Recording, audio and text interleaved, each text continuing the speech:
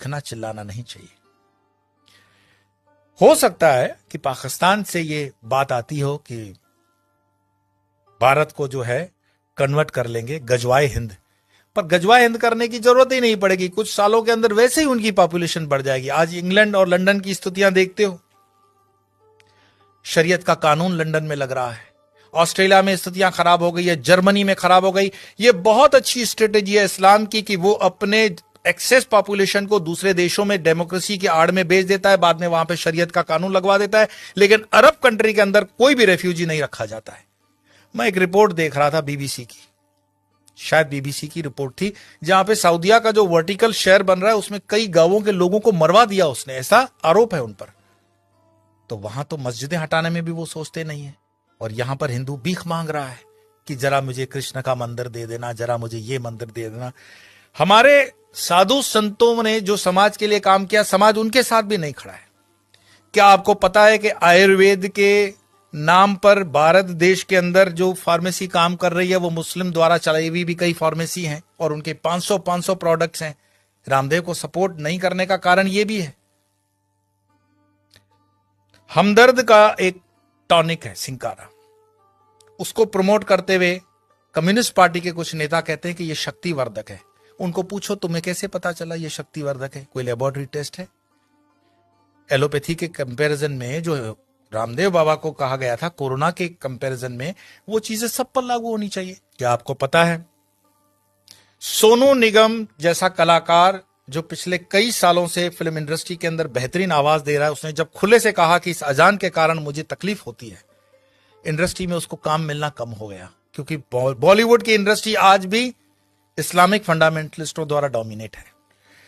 मैं आपको और बता दूं, जिन दिनों शाहरुख खान, सलमान खान, आमिर खान स्ट्रगल कर रहे थे, गोविंदा सुपरस्टार था, और गोविंदा को नीचे करने के लिए उसकी जोड़ी में चलने वाली करिश्मा कपूर को आमिर खान के साथ एक फिल्म दे दी जाती है परदेसी।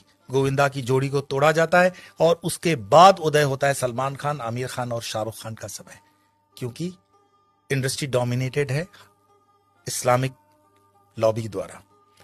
ऐसे कई मैं आपको उदाहरण दे सकता हूं, लेकिन मुख्य बात क्या है?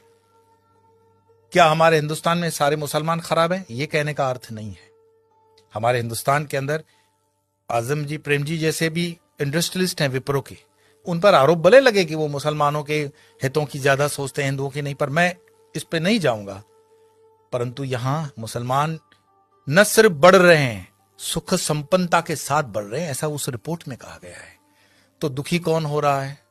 दुखी हो रहा है हिंदू। हिंदू क्यों दुखी हो रहा है? क्योंकि वो कर्महीन होकर के जीना चाहता है, और बेवजह की फालतू चीजों में वो अटका हुआ है। अपनी ना तो वो स्किल को डेवलप कर पा रहा है, और अपने हर छोटे छोटे उद्योग को छोड़ता जा रहा है। आज जब हम अपने आश्रम का भी काम करवाते हैं तो लेबर ढूंढने में हमें तकलीफ पड़ जाती है।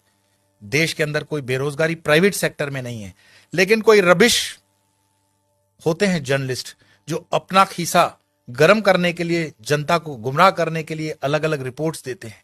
देश के अंदर आज भी उतना ही रोजगार है, अगर युवान ठान ले तो बहुत कुछ कर सकता है, लेकिन जो आप जगह खाली करते हो वो दूसरा आता है।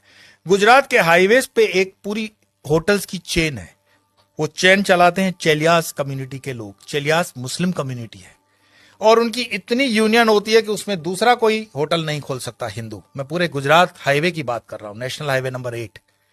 साल में सिर्फ 2-3 दिन ये होटलें बंद होती हैं।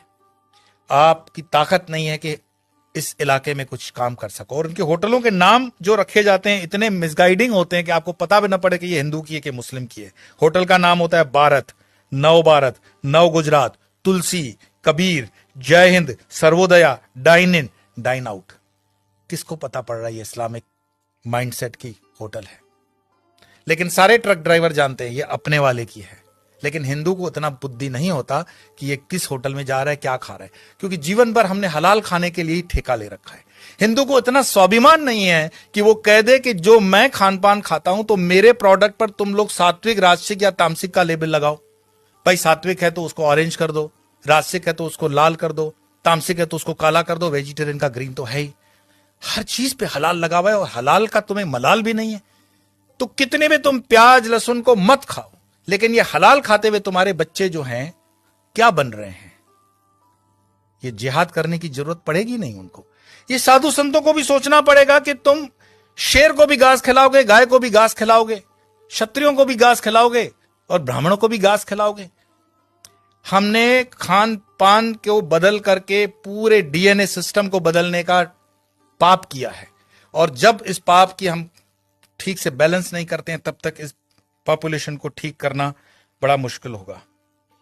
एक इंसान, ये वीडियो समाप्त करने से पहले मैं बता रहा हूं, एक इंसान जिसने अलीगढ़ मुस्लिम यूनिवर्सिटी का स्थापना किया था, सर सैयद, उसने सिर्फ ख्वाब देखा था पाकिस्तान बनाने का, कि एक ऐसा देश बन सकता है।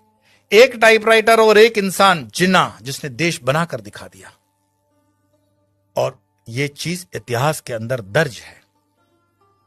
क्या पता ओवैसी जो कह रहा हो उसको हम सीरियसली नहीं ले रहे हैं। अगर शाहबानू केस कोर्ट का इधर उधर हो सकता है तो राम मंदिर का केस भी राहुल गांधी तो बोले थे कि हम कर देंगे, ऐसा उन पर आरोप है, प्रमोद जी ने लगाया था। हिंदुओं को जागना पड़ेगा। कोई शंकराचार्य फिर से आए ना आए इसकी कोई गारंटी नहीं है। शंकराचार्य जी की जयंती जन मनाने से सिर्फ इतना ही मैसेज मिलता है, उत्तिष्ठ जागृत प्राप्य वरानी बतो, उठो जागो, अपनी जवाबदारी लो। कब तक दूसरों के कंधों पे रहोगे कि ये तुम्हारी जवाबदारी लेगा? और धर्म का काम चेतना जगाना है। बाकी ये मेरा वीडियो मरे हुए लोगों के लिए तो है नहीं, चैतन्य लोगों के लिए। और चैतन्य जो सुन रहे हैं उनको लगता है कि आगे 2-4 चैतन्य है तो फॉरवर्ड कर देना, और मरे हुए लोगों को वीडियो देखने के लिए मैं कोई आग्रह करता ही नहीं हूं। आपके भीतर आपका सनातन जागे, भारत जागे, हिंदुत्व जागे। इसी प्रार्थना के साथ इतना ही, कल फिर मिलेंगे।